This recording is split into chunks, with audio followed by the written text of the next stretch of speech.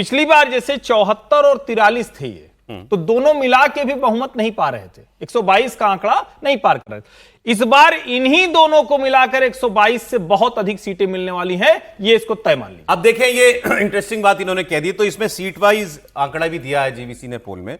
फिर दोहरा दूं, ये सर्वे एनडीए को 120 से 140 मतलब 122 बहुमत की लकीर है, तो वहां तक आराम से। महागठबंधन को 93 से 112, वोट शेयर में 2% का अंतर दिखा रहा है। बीजेपी को दे रहा है 70 से 81 सीटें, पिछली बार 74 थी। मीन निकालेंगे इसका एवरेज तो वहीं आ गया ये, तो बीजेपी लगभग वहीं बता रहा है ये।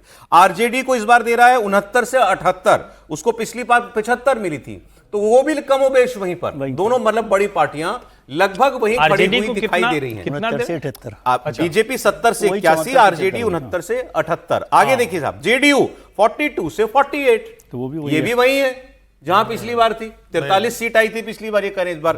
एक सर बता दूं, डेटा दे दूं, इनकी सर्वे ये कह रहा है कि बीजेपी और आरजेडी लगभग वहीं जहां थी, दोनों नंबर 1 नंबर 2 पार्टियां।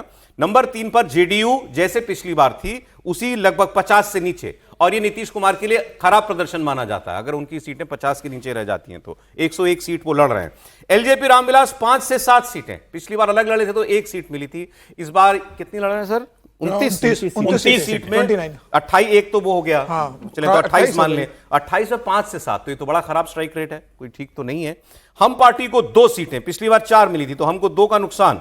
आरएलएम को, उपेंद्र कुशवाहा की पार्टी को 1 से 2 सीटें। कांग्रेस पार्टी को देखें, कांग्रेस पार्टी पिछली बार 70 सीटें लड़के 19 लाई थी, इस बार वो 61 सीटें लड़ रही है और 9 से 17 की रेंज दी है, तो इसको भी अगर हम लोग जो है आधा कर लें तो वही 13-14 सीटें। नीतीश जी की सीटें 60 से कम नहीं होनी चाहिए। आप कह रहे हैं इसमें जेडीयू को कम दिखाया जा रहा है, जेडीयू कम है, कांग्रेस का स्ट्राइक रेट भी इसमें कम दिखाया जा रहा है। सीपीआई एमएल को 12 से 14, पिछली बार 12 थी, लगभग वही। सीपीआई और सीपीआई एम को मिला के 4 थी, इस बार ये कह रहे हैं बेस्ट केस में 3 सीट मिल सकती है उनको। जन स्वराज को 6 से 7% वोट और सिर्फ 1 सीट, ये उसी फेर में है जैसा मतलब जो अभी हम पिछले 1 महीने से लगभग सुन रहे हैं जन स्वराज का। अंडर 10% वोट और सीट जो है कोई अनुमान नहीं लगा रहा था, ये 1 सीट दे रहे हैं। और एआईएमएम, बसपा और बाकियों को मिलाकर के 8 से 10 सीट। विजय जी, मोटे तौर पर मतलब ठीक ठाक सही लगता है यदि यहाँ से देखा जाए, और कोई बदलाव नहीं दिख रहा इसमें। यदि 2020 के चुनाव नतीजों को देखें और इसको देखें तो कोई बहुत बड़ा बदलाव वैसा का वैसा ही है। और यदि जनस्वराज पार्टी को 6% वोट मिलेंगे तो 1-2 सीट ही मिल सकती है। मतलब जब वो 10% से ऊपर जाते तब नंबर ऑफ सीट्स अचानक बढ़ सकता है। 6% वोट पर तो वोट नहीं मिलेगा। और नीतीश कुमार जी बारिश में जा रहे हैं, अच्छी बात है, स्वास्थ्य है, वो सब है। हर्षवर्धन जी की बात पर मैं जाता हूँ कि नीतीश कुमार जी को रिटायर होना चाहिए कि नहीं होना चाहिए मुझे नहीं पता, लेकिन हर्षवर्धन जी का भारतीय जनता पार्टी के बड़े नेताओं के साथ एक कनेक्ट रहता है, तो उनके पास वो खबर रहती है कि भारतीय जनता पार्टी क्या चाहती है, ऐसा मैं समझता हूँ, है ना। तो वो भारतीय जनता पार्टी की इच्छा क्या नीतीश कुमार जी को फिर से बनाने की है या रिटायर करने की है, ये बहुत महत्वपूर्ण है। और भारतीय जनता पार्टी चाहती है कि ये ना लगे कि वो रिटायर कर रहे हैं उनको। वैसे जितने आपने पोस्ट दिखाए इसमें बीजेपी का एक भी पोस्ट नहीं है। नीतीश कुमार, बीजेपी ने कह दिया वैकेंसी नहीं है, इससे ज्यादा आप क्या कहलवा देना चाहते हैं? नहीं, ये जो पोस्ट संजय झा ने डाला, शांभवी ने डाला, सबने डाला है, उसमें बीजेपी के भी तो लीडर हैं, वो नहीं है, ये अलग से मानते हैं आप उनको।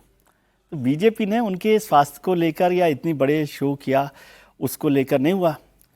और कल जब वो जा ही रहे थे तब भी ये चर्चा हुई थी कि हेलीकॉप्टर तो चलने वाले नहीं है, तब भी सब लोग वो घोषणा पत्र से चले गए थे। लेकिन मोटे तौर पर मुझे लग रहा है, आज अभी मैंने एक इंटरव्यू देखा प्रशांत जी का, हाँ जी, प्रशांत किशोर जी का, तो मुझे बड़ी हैरानी हुई कि वो इस तरह से कैसे बोल रहे हैं। तो एक चैनल पर उन्होंने इंटरव्यू में कहा कि मैं इतना कह सकता हूं कि मैं कहीं नहीं जाऊंगा, प्रशांत किशोर कहीं नहीं जाएंगे एनडीए की तरफ, बीजेपी की तरफ, लेकिन उनके एमएलए कहीं जा सकते हैं, इसकी मैं गारंटी नहीं ले रहा। कि मतलब हमारे 2-4 एमएलए जो भी आएंगे, 2-4 नहीं बोला उन्होंने, मतलब जो भी एमएलए आएंगे वो कहीं भी जा सकते हैं सरकार बनाने के लिए। पैसा, लक्ष्मी जो है बड़ी चीज है। तो क्या ये उनके प्रोस्पेक्ट्स को बढ़ा रहा है या कमजोर? इस बार तो आप कम बोले। एक इंटरव्यू में उन्होंने ये कहा था, मैं 25-30 विधायक भी जीतेंगे तो मैं कहूंगा तुमको जो करना है करो, जिसके साथ जाना है चले जाओ। नहीं तो वो तो अब तो ये है कि मतलब उनके नियंत्रण में ही नहीं हुआ ना, एक तो ये बात हो गई कि क्या होगा। और उन्होंने पहली हार वहां मानी जब अपने आप को विड्रॉ किया,